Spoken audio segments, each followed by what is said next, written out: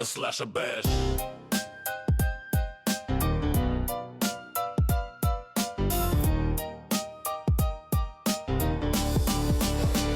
Slasher bash.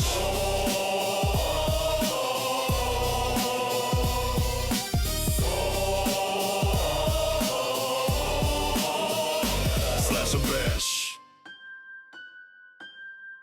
Let's do this, bitch. What's up, everybody, and welcome to Slasher Bash, the podcast where we take a horror movie franchise and break it down movie by movie. I'm one of your hosts, Benjamin. I'm here with my co-host, Madison, and we have a very special guest this week that we're going to cut to. I don't know how I'll edit this, but we're going to either I'm going to slice something in right now and cut to it later. I think this is whatnot. it. Right. This is great. This is it. All right, awesome. Maddie, do you Yes. want to I introduce do. our special so guest that we're very today's a happy very to have big here? day on Slasher Bash. We're very excited to have our first guest, writer-director Joey Bicicchi, whose first official film as a writer-director, right? Yes. That's correct. Yep. Woozy officially is premiering at LA Film Fest May 16th. You can still buy tickets. It's downtown at the Regal Cinema on Olympic. And Joey is here today to talk to us about his film. And we are fucking psyched. Welcome, Well, Joey. thank you. I'm fucking psyched to be here. This is great. Thank you. Shout out Victoria, who plays the character Rush in Woozy, for connecting us. Wonderful actress. I'm excited to be here. Yes, we are very Awesome. excited to have you. Well, we got to start. We got to ask you about just horror in general, since we are a horror movie podcast, or horror, not just movies, horror, all things podcast. Since you're making a horror movie, I'm assuming you have like a love for horror? Is this something that you have a love for, you're a fan of, or is this like a new sort of experiment for you? I think it's kind of a hybrid, I would say. My first horror film that I ever remember is, and I think a lot of kids have, is The Exorcist. I have an older brother. We were watching it, and I was like, "What is that? That's awesome! Don't ever need to see it again." Yeah. And then I remember my mom renting Scream, and I had to be like in second or third grade, and my dad was out of town or whatever, and we just sat and we watched the whole movie, and the whole time my mom's like, "You should not be watching this movie." How old were you? But we were just in second grade. It was like 96, I think, or 95 or Yeah, 97. And I just remember having this thought like, whoa, that could happen. And it freaked me out. Yeah. And then when we were growing up, me and my friends would play games. Like if you were home alone, you'd watch Scream by yourself, and if you can make it through, like you were a champion. I love that. And that always stuck with me. And I love Matthew Lillard. Yeah. I think he's a great actor, and he's a big part of my childhood, like all those teen movies. What about SLC Punk? And also, oh yeah, SLC Punk is amazing. Wing Commander. Let's not forget that one. Oh, Do you guys know that one? I remember getting that at like Blockbuster. Yeah. With my brother. Like, oh, we put it in. I was like, Well. but he's like, the thing is like, he's one of those actors that no matter what he's in, I'm glued. Yeah. And what I love about him now is, I think he was saying that he only gets cast in things because people have like nostalgia for him. Mm-hmm. But I just think he's a really good actor, and I didn't even know he's a professor. He teaches acting class and everything. Yeah. So getting to hear him tell those stories, and and really that was my connection to the Scream movies when I was younger, which why the name of the movie is Woozy. Yep. Well, we were going to ask you about that. Yeah. Since we started as a Scream podcast, we were like, this is very coincidental. Yeah. Or Immediately on it purpose, was like, so. it's got to be intentional, right? It's intentional, and like this movie doesn't even, Woozy, my film, doesn't really live in the same universe as that, but it was really the catalyst of why I got intrigued with this type of genre. And it was just weird because I would really say this is like vomit horror in a way. You say And vomit horror? I will say, I don't yeah, know what we're Okay. allowed to say or not say about the trailer, so we can cut anything you want us to. But judging from the trailer, it does look like vomit horror. yes, When you there say vomit horror, are we talking like Sam Raimi like vomit horror, or like what do you mean? some of them, yes, I would say there's certain projectile scenes, and then some of them are just normal. It's Yeah. kind of the way Dusty, who's played by Emile Hirsch's character, kind of, my take is how he's experiencing it. Is this like thing that he remembers is real, or is this something he's hyperbolically like projecting? And that's why I like it's a funny one because it's almost like horror adjacent, the film, where Mhm. it is very uncomfortable. Like the idea is there's a few jump scares, it can be scary, but at the end of the day, it's wonderfully weird and odd, but it's uncomfortable. Okay. The thing that I saw in the trailer that encompassed all of those things was Woozy licking the back of Emile's neck. I was so grossed out. I was like, ugh. Well, I'll tell you this anecdote of we were doing that scene and we're just shooting it, and the gentleman who plays Woozy, a fantastic actor, Jeff Adler, and we'll get into cast later, but he does like a take, and I was like, are we gonna lick him or are we gonna lick him? Like, let's full tongue lick him. Like, come on, bro. It's on the page. Make people. I was like, make them squirm. Make the people squirm.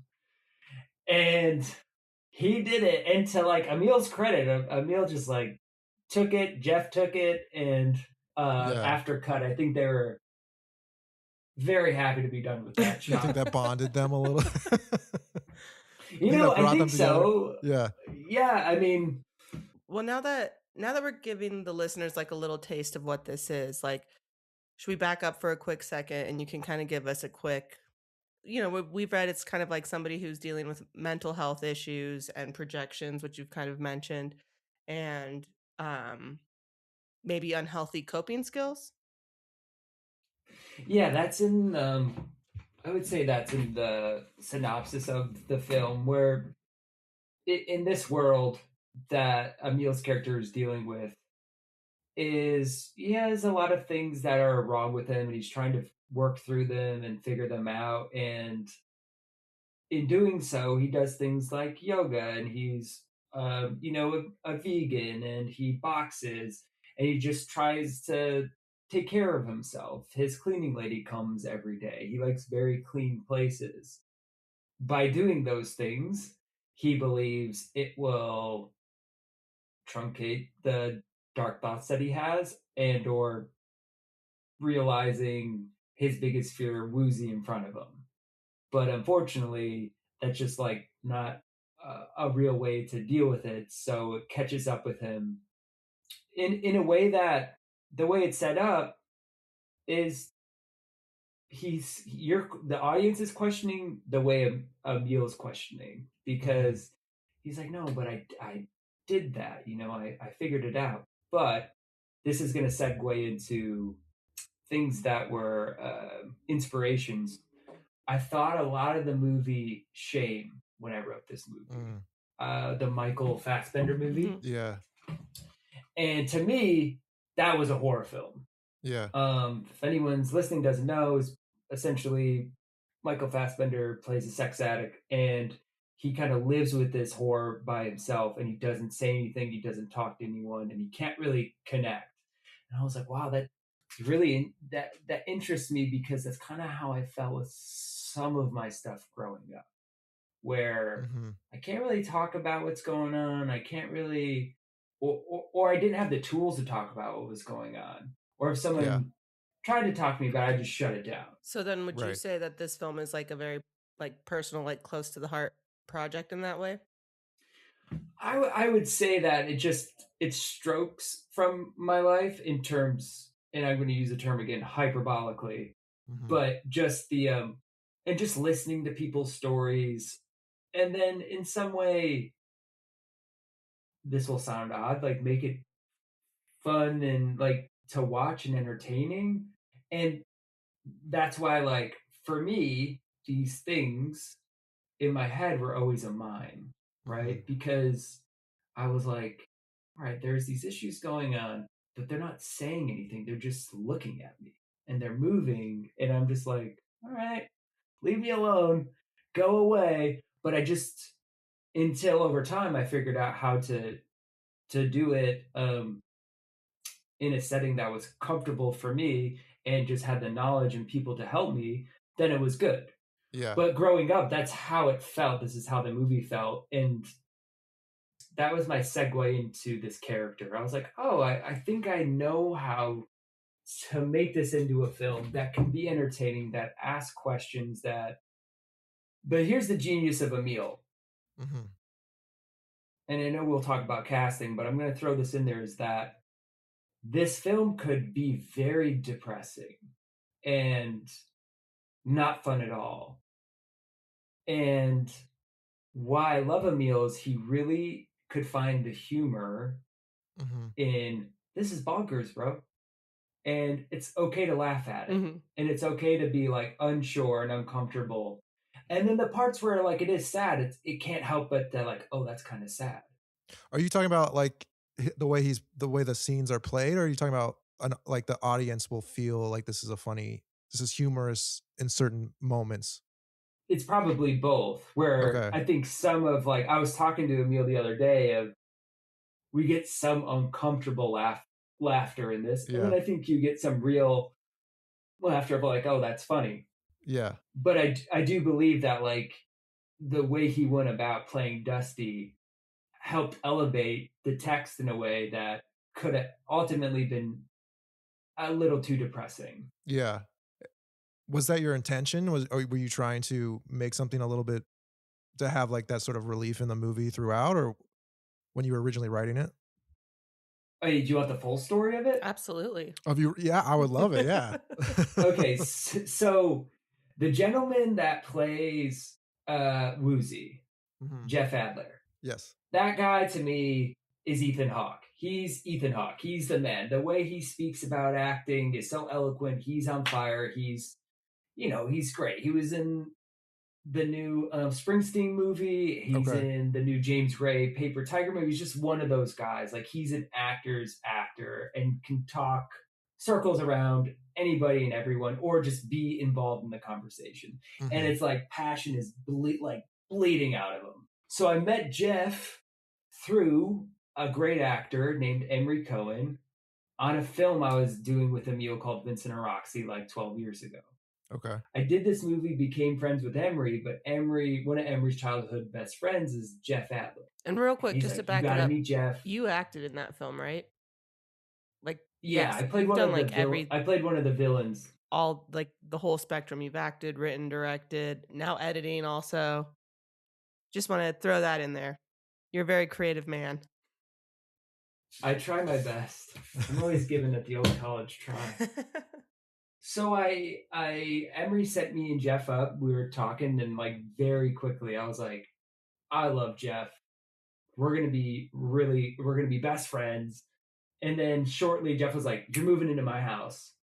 And in that, he was like, one thing, I'll give you a little discount on rent if you write a movie for me.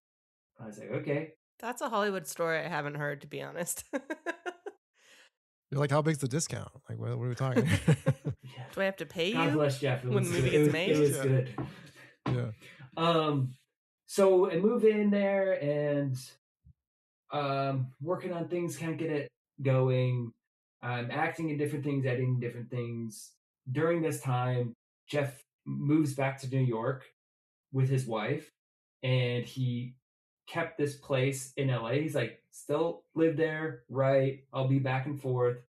Kind of years go by, and I want to say August of 2018. Okay. I was like, okay, I have a draft. Yeah. And I send it, and it's not very good. But we were like, the bones are there. The character is there. Let's figure this out.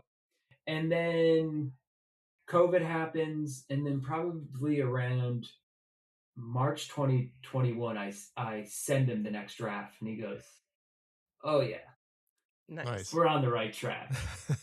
And then from there, we just tweaked, and I went and had to shoot another movie.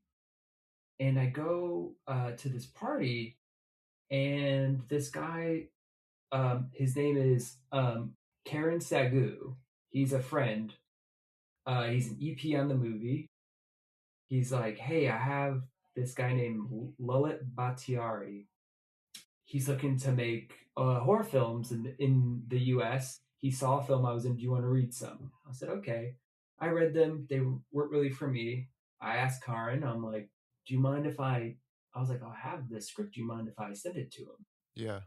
Send it to him. 6 months goes by. He's like, "Okay, yeah, I'm in. We're going to do it." Nice. I bring in my buddy Keith Carville, who's producer and he owns Unified Pictures. Okay. He's producing like $40 million movies with like Sam Jackson at the time. And he's like, "I love you. I'm going to come in and do it. Let's figure this out." We get the ball rolling. We get casting, a casting director named Jessica Sherman. Okay. I love her. She just did Predator. Oh, Very nice. cool. Shout out to one of my favorite actors, Owen Mackin. He hooked us up. He needs that shout out. I love you, Owen. We'll keep that in there. We're going to tag everybody in this best. I love- interview. Yeah. Owen's the man. And so I meet with Jessica, have a great conversation, and then of course like the writer strike happens and Yeah. the SAG happens. But originally that role for Dusty was written for Jeff, and I was going to play Woozy. Interesting. Oh. Okay. Yeah. That's a That's fun crazy. little twist that I didn't expect. And So yeah. So what happened? Yeah. so then I get Jessica involved, and as they're talking about numbers for the movie, they're like, we need an actor's name. And then I'm like, man, this is a tough conversation to have. Yeah. With Jeff, because the whole point of this is to make you were living in his place. This was for him. Yeah. So and Jeff is he's just the most honest, like loyal dude ever, and right away he's like, "I do not want to get in the way of you making this movie. That's awesome. You gotta do what you gotta do." I was like, wow. Okay. But it was in that moment that I knew I was going to get Jeff to play Woozy. So this is interesting though, because one of the questions that I was like thinking about that I really wanted to ask you is like, when in this process as like a first time like director where you like, this is really going to happen, and how fucking cool is that they actually come back to you and they say, we're going to make this movie. We need to put bigger people in the movie. Like that, I gotta assume feels like they want to do this and they want to like do it legit. I guess it comes with good and the bad, huh? Yeah. It comes with the good. Like, I think in that moment, I'm like, yes.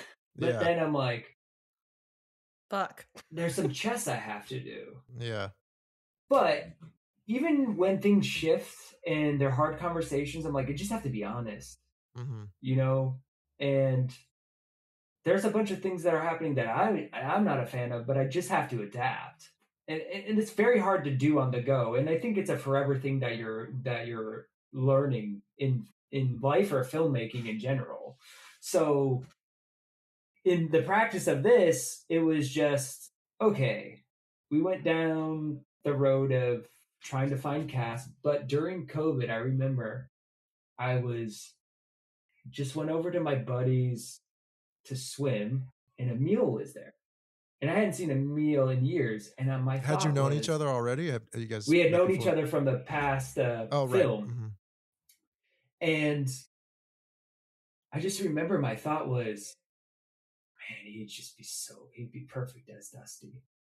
Yeah. And I just remember thinking that. And when we were going to cast, that was the first person that I had to go through some other names, but my eye was always on Emile because I just felt he would just understand what I was trying to do. Yeah. So when you were swimming, did you like actually like pitch him the project, or was No, it just he like a moment just of asked me like what I was doing. I was like, I'm just writing stuff. And then that's when I was thinking it. And I did tell him later. I go, remember when we had that conversation? I was like, this is what I was writing. He's like, cool. oh, that's rad, man. Yeah. So when you approached Emile then with this, had you already told Jeff about him maybe playing Oh yeah, Woozy? yeah. Okay. Oh no. Oh, you didn't. Okay. I told him I had some ideas. Okay. I had some ideas. And so after now, forgive me, I think it was like 2 meetings with Emile. Maybe it was 1. I don't remember. But it Mhm. was fairly quick. He's like, I'm in. Let's do it. Cool. Yeah. What made you because if you wrote Woozy for you to play Woozy, when was the moment for you that you were like, you know what? I'm gonna step out of this and take on the other roles and let Jeff Honestly, do it was this. when I knew he could. Like right away, I knew it was when they said, not that they said he couldn't play Dusty. It was just like you have to get a name for Dusty. Yeah. I was looking at it, I go, okay, there's a lot of people involved, time and money. Not to mention, I was doing the math in my head, hours in the chair and makeup, doing my takes, watching that. I go, it would be a disservice to this movie and everyone's time if I do this. And I don't have the days. Like, I'm not a good enough director. I know in this moment, I'm not a good enough director to direct someone to play Woozy. It's a very hard thing to direct. But I do have an actor that I know can pull it off that has been in my head with this for 6 years. Yeah, and you've been obviously showing him other drafts of the Other movie, drafts, right? Yeah. he heard about the movement, Mm-hmm. what we're after. So we get Emile, and then it's almost like you gotta you gotta squeeze it out where you gotta build the cast, and then it's like Jeff's doing this. Yeah. We didn't read for Emile's character, but these other girls that came in and read, there's 2 main girls, Hopper and Gloria. Mm-hmm. Hopper's like his best friend, Yogi girl, and then Gloria is, I don't want to give too much away, but Gloria is this other girl, female in the film. So Jackie Cruz plays Gloria. And Jackie Cruz was the very first tape I saw for Hopper. Okay. And Hopper's like, number 2 on the call sheet. Gloria's number 3. And it just was like, in my head, I was like, you are Gloria. I know that already. I need to figure this out because I know the producers are going to want me to pick Jackie for Hopper. Mm-hmm. But then I get this tape from Penelope Mitchell, who plays Hopper, and I'm like, aesthetically and just like who she was, I was like, this is it, guys. This is who this is. This is this person. My job is done. Yeah. As a director. Mm-hmm. Like the best part about it was there was like a note where like she just feels like a little stiff or something, and it was like her second callback live, and she spoke during notes, and I realized that she was Australian, and she was doing a U.S. accent. I go, oh no, I said talk Australian. I don't care. She's like, oh, I could use my accent. I go, please, it would be awesome. And so it was just like, I'm, still in my bones. If she used the American accent, I still don't have a different answer. That's who it is. Yeah. She'll come to set. She'll be more relaxed. But that was just like the turn of the key where everyone was like, oh, 100%. That's it. She's Hopper. Let's go. Okay, cool. And then the next thing was just getting Jackie on to do Gloria, which she was just I was super excited researching, seeing that. I mean, oh shit, Orange is the New Black. Fuck yeah. This isn't just about Jackie, but like all these cast members were just ready to play. Like they were just ready to roll in the dirt and go. And Jackie, I will say at some point in this movie, there's a dance sequence that's very important to her character in the story. And Jackie gets on her Zoom and she's telling me she has all this background in dancing and all this, and I don't know if I 100% believed her. I was going to say, everyone says that on the resume, right? Right. But I just had this thought, and I told her, because she didn't have a dancing big background was that Mm. there's no way Jackie's gonna let herself down. So whatever this is, she's gonna figure it out. She did. She got her own choreographer, Oh, cool. and she was on another movie. And when she was done, she'd send me tapes every day, and that's how we did it. Nice. And then by the end, we got to cast Woozy. Well, I was gonna say that no one's like pressuring you on Woozy, like the you know. It just because it is just so. It was just beautiful, lit up, and then it's like having to convince Jeff. Yeah. Oh, okay. Because he's like, "What? Yeah. You just had like this mantra, just go in without any fear, man. There's no wrong answers or moves. Let's go." He was in movement class like 6 hours later. Wow. Just it's all movement. He's sending me tapes all day, every day, working on like anything and everything. That's great. I have to imagine if Woozy's a mime, that actually required a lot of like deep diving into the role. It's funny because what do I say? Is it spoiler I'll just territory? say it's a very tricky role to play, and that's why I was like, I don't think I'm a good enough director yet to do this. I just need someone that has a whole heart understanding, and when I need them to do very weird things, they know where it's coming from. Yeah. Because I don't know if I have the proper vocabulary to say it. I can show you in action, but him just like being my brother and very good at his job, he just understands where it's coming from. I was going to say, twice now I've heard you say, like, I don't think I'm a strong enough director to do this, but you obviously ended up directing this film you wrote. Like, what made you be like, no, I actually can fucking do this? Or are you still like... No, I'm just saying specifically to directing the character of Woozy specifically. So not the whole film. Woozy's a complicated character. No, just being able to like give the direction of, because I think when I was writing, I was just like, oh yeah, I'm just gonna do this, I'm gonna do that, this is great. Cool. So you really wrote Woozy with yourself in mind, playing the role, and already had kind of the comfort in playing that character? Yeah, because I think in the start we're like, sure, we'll find 30,000 and we'll make this movie. That's really, we're just gonna make it, Yeah. And so as it grew, but the idea is that we really don't change the bones of how we were gonna make that movie.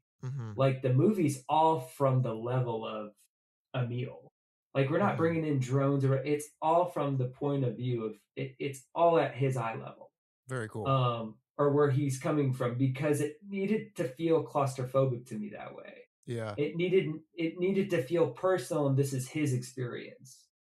So yeah, that's what I mean. It was just like directing the actual film. I just really couldn't wait to do it because I had so many ideas, and everything was storyboard in terms of, because I was so scheduled. Yeah. And we had to go. And I was editing it, so the storyboards as I'm shooting, I was like, oh, I don't need that. I don't need this. I'm just gonna edit as I go. So when you wrote the script, then you weren't like figuring out shooting. You wrote the script, then figured out the storyboards afterwards, or was it a little bit of both? A little bit of both, but I literally am writing for the edit. Like I'm just writing as I see the move, as it edited, and then I kind of go to how I want to shoot it and like how I would edit the pictures together.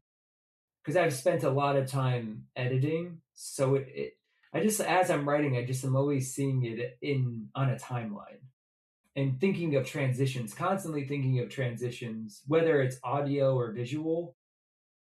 That's kind of like the fun, because that's when you're alone and you're in the sandbox by yourself. And then it kind of gets that way in the editing room again. But like, you know what I'm saying is like, when sometimes I'll just be editing and I have this footage and I see Emile and I just think about like, I was cleaning the theater when you were, in Speed Racer. So I just get like, this is so cool. That's got to be surreal, right? I remember watching Jackie in Orange is the New Black, my wife is freaking out because Penelope was on like some vampire show when she was growing up, like that's just kind of, that's the fun part about it all. And then also like I'm watching Jeff like I get this like no one would ever cast Jeff for this movie Mm-hmm. because it would be hard to use your imagination to see that. But now it's like we're gonna let the world see that, and then someone might be casting something and be like, "Yeah, that's the guy for this very bizarre villain that we didn't think." You were so you're talking. I don't know how much we can say about like the entity in this movie being a mind, and I'll cut that out if you want me to. But there's a lot of movement involved, right? Like, how are you? Are you imagining that when you're writing, like what these movements are? Are you very specific about it? Are you letting Jeff sort of like interpret and move the way he wants to move?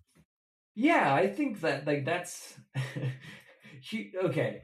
So he's like half mime, half cat, and a man. And the whole point would be like when you're looking at him, like, what is that? A man? Is it a cat? It's unsettling me, but it's so easy to be like scary. This is all Yeah. scary. This is gonna be scary. Where Jeff was like, yeah, there's times where he's scary and like there's just nothing but like the action in the script of like, yes, if you think about it, that's terrifying. Mm-hmm. But there's moments where like, let him be a cat. Like let Yeah. it be funny how a cat is. I think all like here's the thing is all the action most of the actions that Jeff had done were written, but that's what makes a good actor. He's like, how do I make this action something that it's not? He's looking at it from a different lens. Where I'm saying like Emile saw the movie from a less depressing lens than when I was writing it. Mm-hmm. And then Jeff is kind of doing that with like he doesn't need to be this scary villain all the time, almost like Pennywise, where Pennywise isn't Mm-hmm. scary all the Mhm. time. This guy's a little more human, I would say, but there's just a different way in. And as you're watching it live, there's like many times where like a costumer or something, I just really listened to the reactions. I was like, oh, that scene was actually sadder than I thought, Oh, interesting. or that's funnier than I Is that thought. is that a good thing for you to hear? I think I honestly, I Yeah. think it's a great thing because you're just, you're actually getting a human reaction. Mhm. Yeah. You know, if you're getting nothing, I think it's a problem. Yeah. But you don't. But what if you're getting the reaction you don't necessarily want? It like, oh, this is sadder I'm than not, I intended. But you're happy about that. that just comes in an adjustment, you Yeah. know? But most of the time, I just kind of enjoyed it where I'm like, Yeah. I'm listening. I'm, you have to, you know, for me, you have to be guided by the talents in front of you as well as your own, Mm-hmm. right? So all these people are there for a reason and they all have really good suggestions. Mm-hmm. So I have to be open to all of it. Yeah. And there are times when you're really stern, but they're all really smart people. Because there'll be times where like Emile will say something and I'm I'm aware he's been directed by Tarantino. I'm Mhm. Right. aware that he's been directed by Sean Penn or the Wachowski sisters. Like, Mm-hmm. you have to give respect to, yeah, he's stood in places that I haven't, and maybe I should listen now. Mm-hmm. Because he's always listening to me. I Yeah. should give him the space to say something. Yeah. So knowing that you wrote Woozy with the intention to play him and then seeing what Jeff did, how different is the character from how you were going to play it and how the character actually turned out? I think it's a far better rendition. But it's different? Did it Yeah, evolve? it's different. Yeah. It's different in some senses. But what I love is that Emile and Jeff, it's weird, almost look like each other on screen in the same Honestly, size and the when I way was they watching the move. trailer, I thought it might be him. I was like, I can't really tell. Is that Emile playing? And it's a mirror Woozy? of him. And so like I Mhm. fell so in love with it. And I just kind of was like, yeah, like I could lose so much weight and be very thin and skinny and move and whatever. And at some point I just completely, I think the idea of whatever I was gonna do left my brain as soon as Jeff entered it because it wasn't mine anymore. Yeah. And maybe at times were, but I just kind of really enjoy his interpretation, Yeah. you know?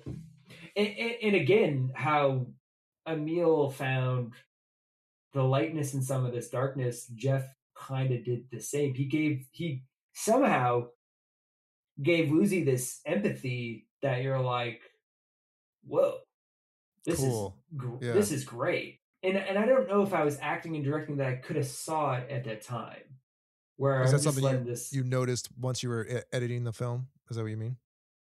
Or is I that in mean, real even time? Jeff would say it. Jeff would say things live when sometimes I would talk through action with him, or there would be something happening, and I'll talk through the action and just the way he was, and Jeff would be like, "Oh man, that was like seeing something happen to a really good friend."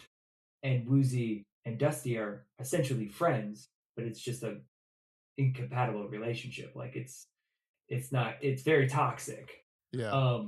So seeing that tug and pull live was better than I could anticipated. You know. For sure. But it's just cool seeing people get that stuff on up on the legs. You know. Yeah.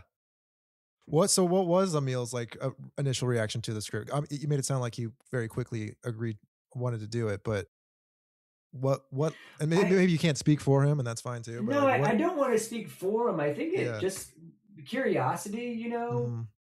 I also think that like he hadn't worked in a while, and because of the strikes, and maybe this was just the right challenge at the right time. Yeah.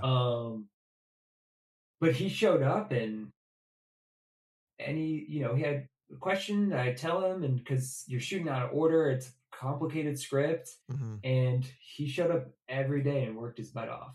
Yeah. The only complaint I ever got was, "Do I have to put more of that vomit on me?" Does he have to lick my neck again?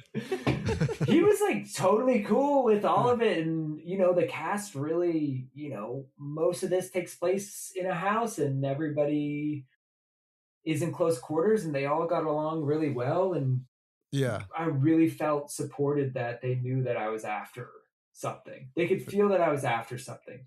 Whether they all knew exactly, where we were going, I truly knew, like all the way up until the end of the edit. Like I just knew where we were going. Yeah.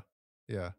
And part of that is having my friend Gary on the ground, who I've known since I've been 16. But also the first short I ever was in, Armando Ballesteros DP'd it. He's a graduate at AFI. He shot the movie, and it was like just having like a guardian angel on your shoulder doing this. That's awesome. And he's a great gaffer, and DP is like getting 2 for 1. And it just felt like they were really trusting the roadmap to a complicated story. And that's kind of like the thing. It's like, it's a complicated story only because the main character believes it's complicated. But at the core, it's very simple. It's very simple what's happening. Well, I wanted to kind of go back to that too, because we kind of briefly talked about it, and I know you don't want to give a lot away. I told you I'm gonna ping pong. No, it's all good. Wait, before I do want to say, can I tell you my Vicky story? Yes, please. Please. Because we're here because of Vicky. V Malay. Vicky, I love you. Or Victoria. I need to call her. I know. I keep wanting to call her V Malay, and I'm like, nobody's gonna look that up on IMDb. So Victoria Malay. Victoria Malay. Okay, so I finished probably my March draft 2021, and I was having people over at my house, Jeff's house, and I had this neighbor that lived in the backyard, and we were like smoking partners. Her window like looked down to mine, and we're talking back and forth all the time. And one night I was like, "Hey, come over, let's have a party." And she goes, "Do you mind if I bring my roommate?" Oh, was it Tyler? Of course. Come on over. So I'm upstairs. Was it Tyler? Yeah. No, it's Victoria. Oh, yeah. So I was thinking Victoria was the smoking partner. Was Tyler the smoking partner? Gotcha. No. The smoking partner is Leah Mason. She's a great musician. She goes by the name Mink. Nice. She's amazing. And so I come downstairs, and I just see Victoria standing in my kitchen, and I'm like, holy shit, that person's Rush. That person's going to play Rush. I have no clue if that person's an actor. just her essence and how she's standing there. And also, like, I can just tell already she photographs so well. And just like the way she was just standing, I was like, I feel welcome, but I'm terrified because she's so strong, you know? And I just gave her the script. We had a coffee, and I said, whenever I make this movie, you are going to play this role if you want to. Yeah. She's like, hell yeah, of course. And then, you know, casting gets involved, and I got to look at all these tapes, and I was straight up with Victoria, and I told her what the deal was. We couldn't find this character of Rush. And I said, can we now read who I want to read? And Jessica Sherman, like, after the first thing, she's like, yeah, that's it. Let's get her on the plane. She's coming here. And she showed up and just, I mean, she just nails it. She's so good. Yeah. You know, whenever I make another movie, she's in, which, you know, there's something in the pipeline for next year, maybe. Awesome. So the way that we got connected, obviously, was through her. And she posted, like, Yeah. congrats, Joey, and, like, posted all your, like, IFS, like, best film, best actor, best supporting actress. And I was like, yo, buddy, I know you saw I have a podcast now. Do you think you could hook it up? And she was like, yeah, of course. And so, like, then she connected us. And then I started looking at IMDb, and I was like, you didn't tell me you're in this fucking movie, dude. And then I felt like an asshole. You didn't even know. She didn't. Wait, she didn't. No, tell she did you not tell me actually she was in the Woozy? movie. She just, like, hooked it up, and, like, I had no idea. And then I looked at IMDb, and I felt like a total dick. That's hilarious. She's phenomenal too, and it's just like she also is just like a very solid piece when, like, call it like the vomit massacre, I guess. There's just so much going on. Man, there's a lot. You were right about this vomit situation. Well, there's just like there's just so much going on. Yeah. And, you know, her character is very physical and just rough days, but she was just always right there. What do you need? How do I help? You know, it just was, she did not disappoint, and I highly recommend anyone listening, you hire her. She's a full commit kind of gal. I remember in COVID filming her auditions. Yeah. In COVID, I rented a house in New Orleans, and she came out and stayed for a little bit, and she was, like, auditioning for a couple things, and I would, like, film her auditions for her, and I was like, let's go, girl. Well, shout out to Victoria, who I have not met. You have definitely So if you're met listening, Victoria. we need to meet. I just have to, like, send you party pictures to be like, this is the one you met. Okay, night. never mind. I have met you, definitely hung out and I'm with an her. asshole. So I don't want to take too much of your time, but I do have, like, one or two more questions for you, if that's cool. Take up all the time that you want. Oh, cool. In that case. Yeah, no, right. There's no. If there's but not I a wanted to time go cap, back I'm to gonna fill my drink real quick. Do it. Right. Go ahead. Let's keep We'll talk going. without you. You start asking. I'm gonna fill up, and I'll be right back. All right, cool. I wanted to just go back to the premise of this movie, and you said it was personal about, like, unhealthy coping mechanisms and whatnot, and just sort of like the state of the world right now about everywhere you look, everywhere you see, it's like, you know, 10 things you should do here and 5 things you should do here to, like, improve your life, or like, oh, you should be eating, you know, this sort of food instead of this sort of food, whatever.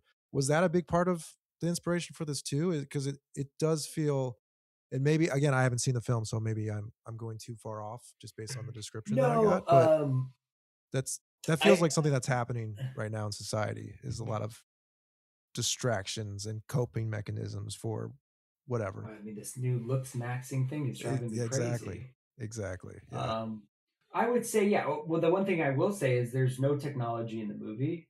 Okay. It's completely his own, you know, it's set up to be in his own kind of world. If you going back to, like, inspirations, I thought a lot about American Psycho and The Lighthouse.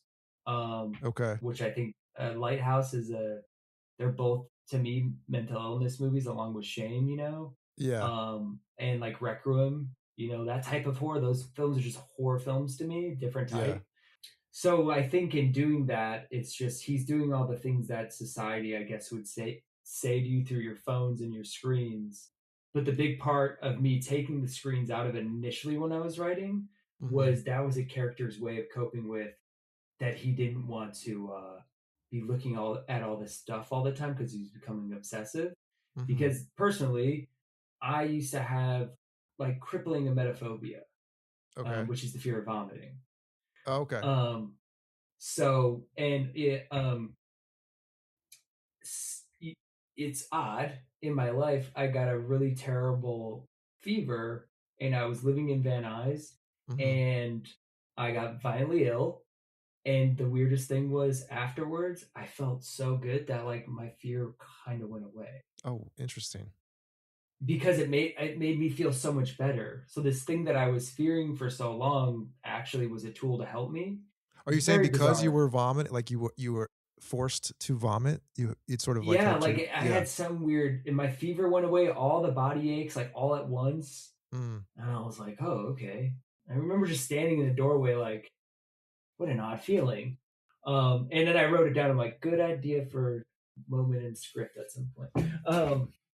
But the weird thing is when I was younger, that started because I vomited, like the fear of it. So there's a bit of it where he's kind of agoraphobic because he's afraid to leave the house because he'll get ill. It's kind of the idea behind him.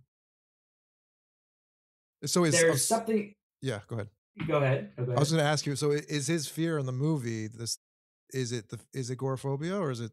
It's many It's things. many It's things. like Okay. it's taking a bunch of stuff from my life, other things that I've heard, building it all into this thing so he is living in this bubble where I definitely was like getting OCD from.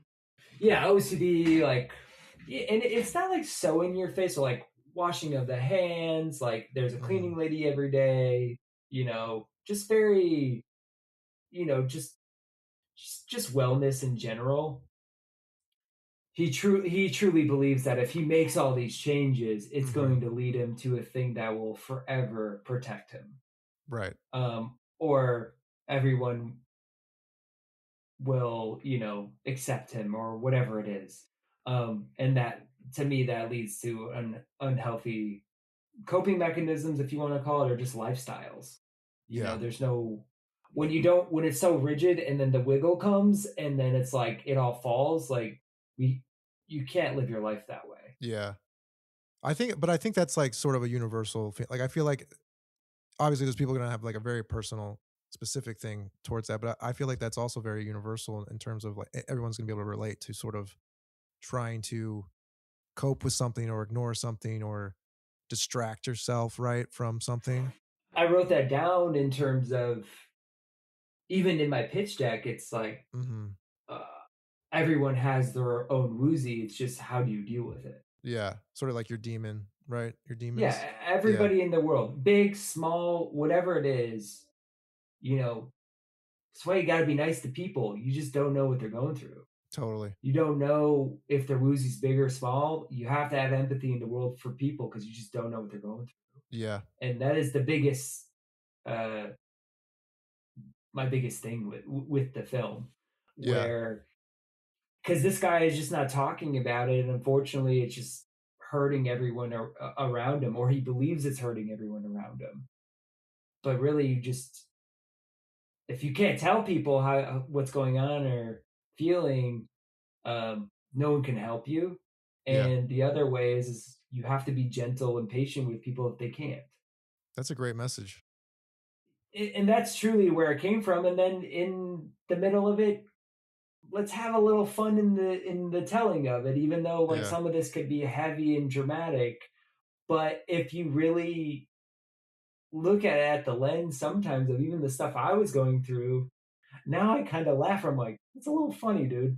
yeah. That seems a little ridiculous, but at the time, it, this is too like catastrophic to me, my being at the time, Mhm. my well being.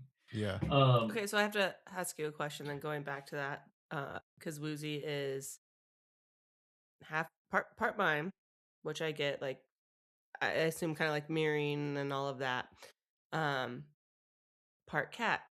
Do you have childhood fears, adult fears? Like where's the cat come from?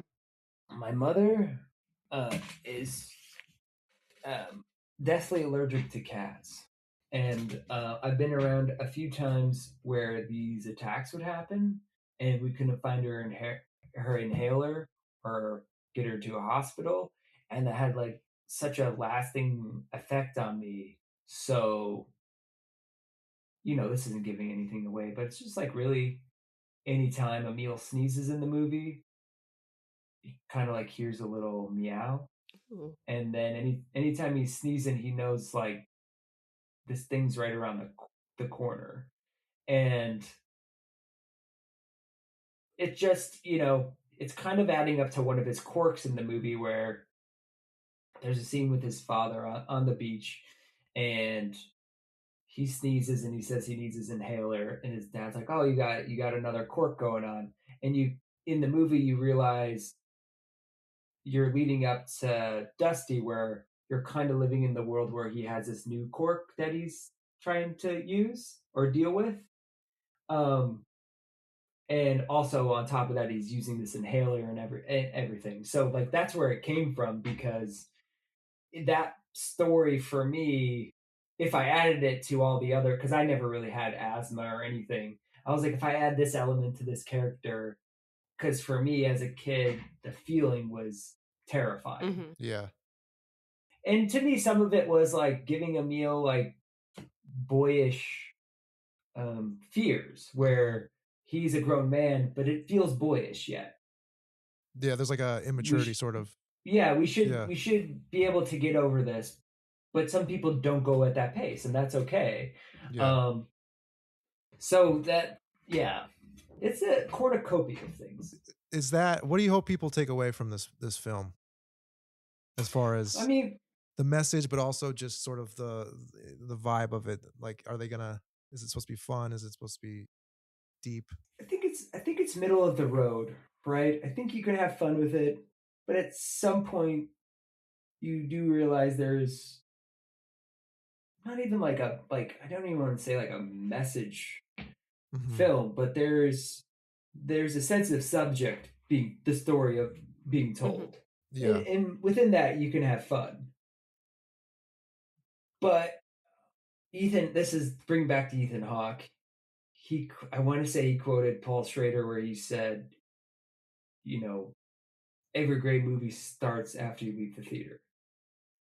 And I do believe that this film can resonate with people in that way.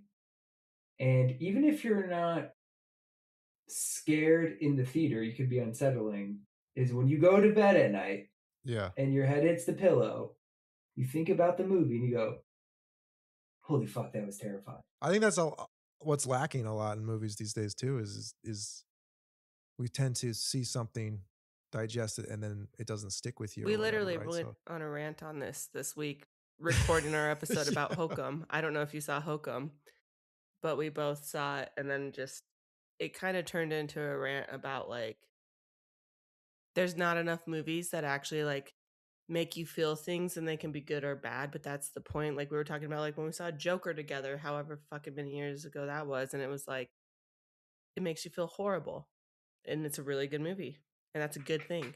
Yeah. like it sounds like what I think a lot of, and maybe I'll cut this out, but like a lot of movies tend to play things safe. They don't want to make the audience too uncomfortable, and also I feel like the audience sometimes, when they feel uncomfortable, they sort of push back on that and feel like I don't like this or whatever, right? But I think that's what movies are. Like really good movies, you're supposed to feel sort of uncomfortable moments. You're supposed to take something away from it. It's supposed to stick with you when you leave the theater and sort of help you, you know, interpret life as you move on with that. And it sounds really like this sounds like a really cool movie that is attempting sort of that. And I don't want to put words in your mouth, but no, it's definitely in a attempt at that, and I have to give like the producers and everyone, the accolades of, as scary as it was making it. I always promise like it's gonna be under 90 minutes. I'm not gonna wear it my welcome. I think this particular story only needs this amount of time. It will be scary, odd, weird, and fun, and it will be a roller coaster. And I do think we delivered that. I don't think you ever really know where the movie's going. awesome. I also feel that like with the gentleman who scored the movie, Rudy Mancuso, you can't ever put your finger on where the score is going. from the beginning to the end. He's always there's like a Woozy theme in there, but it isn't like this is exactly what Woozy's theme is. Yeah. We're kind of swimming into these different sounds that, as he was scoring, he was like, I feel this and it feels haunting, and here's why. Let's walk it down this way. And then he'd send me something, and you're like, yeah, that's awesome, dude. This is Yeah. really cool. Well, I'm glad you brought that up because I did want to talk about him just because like I remember from years ago like seeing him on Vine and social Oh, media and yeah. whatnot. Yeah, he was like a big influencer in that way. What was it like working with him, and how did you guys link up? I known Rudy for years. So now what's funny is I married his childhood best friend. Okay, so he was They at your grew up wedding. together. Well, I'm legally married. My actual ceremony is in Italy in a few weeks, so he will be Gotcha. there. Well, Yeah. congratulations for that's Yeah. awesome. Thank you. Yeah. Thank you. So we had a little premiere, a little Italy. It's gonna be I was great. gonna say, yeah, you got a busy couple weeks coming up. And so you asked me where we shot this. We shot it in Jersey under the New Jersey tax credit. And my wife and Rudy are from Montclair, Glenridge, New Jersey. So when I landed there, I was staying at my wife's house, my in-laws' house, and Rudy just happened to be in town, and we had talked during COVID about him scoring the little version, and he was just like, "Hey, am I still scoring this movie?" And I was like, "Honestly, yes, Yeah. if you want to." And he's like, Yeah. "Of course I want to. Let's do it." And then his partner Jamie Rise, who does the sound design in this movie, along with Brendan Laird, um, they just came on and they're like, "What do you need?" And really, they were so great. They gave me the dance piece that I needed for Jackie. Nice. So Jackie had that to rehearse, and then they gave me like a playlist of just different tracks that there's this stuff that I do that's like Emile's brain, and it's just the woos on a blackboard or Vicky on a blackboard, and I would just put like a spotlight on them, and I would take the camera with Armando, and we would play like the tracks of whatever they had, and they would just like dance or punch or do all these weird movements, and we would cool. just in the edit, I just like blips of Emile's mind. Yeah. And so we would send them, Rudy and Jamie videos of them on set. They get so amped, which would get them that's cool. excited to score. And yeah, it's just you work with someone like Rudy, who I don't use the word lightly, but is a musical genius in some sense. It's his movie on Amazon called Musica is all about how he has synesthesia, and it is fascinating to watch someone's brain work that way. Yeah, that's very cool. And also him, like, how do we give silence a sound? Being really excited about that. Oh, this drone here, and then I literally never in my entire life thought about sound design until we started this podcast. And then it was like, oh, this scare works because of this sound. This works because of that sound. This didn't work because the sound design didn't work. Like, it's a weird thing to think about. It's crazy. Yeah, it's cool too, because I never thought about sound design within score. Because like I'd be talking to Rudy or Jamie, and they'd see the opening, and then Jamie would be like talking about the sound design of the actual score piece. And I was like, oh, that's really cool. And then they play back, because the opening of the movie is kind of a crescendo of his life in different cuts, and then the title card comes up and says Woozy, so you feel like a bit. And it's just like they do this. It starts really cool, like with this like kind of finger picking guitar, and then it kind of like shifts into like this blender of sound throughout. Yeah, like not non-instrument sounds, or like a mixture of everything. a little mixture of everything. Yeah, very cool. Yeah, I mean, it was a great experience all around. Yeah. For Now I was looking at your IMDb, Have you shot short films before? Or is this like your first time full time directing? Yeah, Like, yeah. I've kind of directed. I've directed before and did a lot of exercises. I've edited a lot and I've acted in like a bunch of stuff. I mean, even when we went into pre-pro for this, I have a film coming out called People Not Places where I play Shirley MacLaine's son, um, which was a bucket list for me because she's amazing.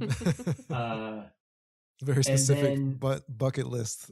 Yes. I mean, one of the Yeah. greats, man. I mean, Yeah. I'm having lunch with her, Yeah. and she's like, "Excuse me, I gotta pick up the phone. It's my brother." And I realize she's talking to Warren Beatty. And Yeah. I'm like, "This That's is awesome. yeah." And then after this, I'm gonna go in the summer. I'm gonna go do a movie with. I've worked with William H Macy a few times. I'm gonna go do a movie with him and Heidi Gardner. Okay. Um, kind of indie drama, and then I'm gonna edit that film. So Nice. could be cool. Any directing gigs coming up? Or do you have any I have inspiration for? something up my sleeve for hopefully later next year. Okay. I definitely have the next story I want to tell, Would and that be in the horror genre potentially? Or you? I think so. Yeah, I Yeah. mean it will be. I think it's horror adjacent again. I think living in this kind of world has intrigued me greatly. Yeah. Like I've just been thinking a lot of lately. I've just been thinking a lot of Killing of a Sacred Deer. Just Yeah. Great You movie. guys keep referencing the same movies. You don't know this, Joey, because you don't do this podcast every week, but you'll drop a movie and Ben's talked about it and I'm like, yeah. Can we talk about Begonia? I love Begonia. Begonia, dude, this is my favorite movie of the year. It was the best movie of the year. It was awesome. Oh, see, Benjamin. Yeah, it's so good. I'm surprised that it didn't make a bigger stir, sort of. But I mean, and Emma Stone, like, she's just on another planet right now. yeah, In the best way. Well, guys, this was awesome. thank Very you. Yeah, cool. thank you so much. If you need anything else from me or a soundbite, I know I ramble, so I apologize. You ordered But this was Rambo? great. What'd you say? No, ramble. I say I ramble. Oh, I ramble. I was like, Rambo's great. I ordered Rambo. If you guys want to come over and watch. Totally. No, thanks so much for coming on. This was an amazing conversation. And I'll send you I'll edit this the next 2 days or so, and then I'll send you the full interview. So if you want to Great. listen to it, if there's anything you want us to take out or whatever, no problem. All Well, right. great. Thank you so much.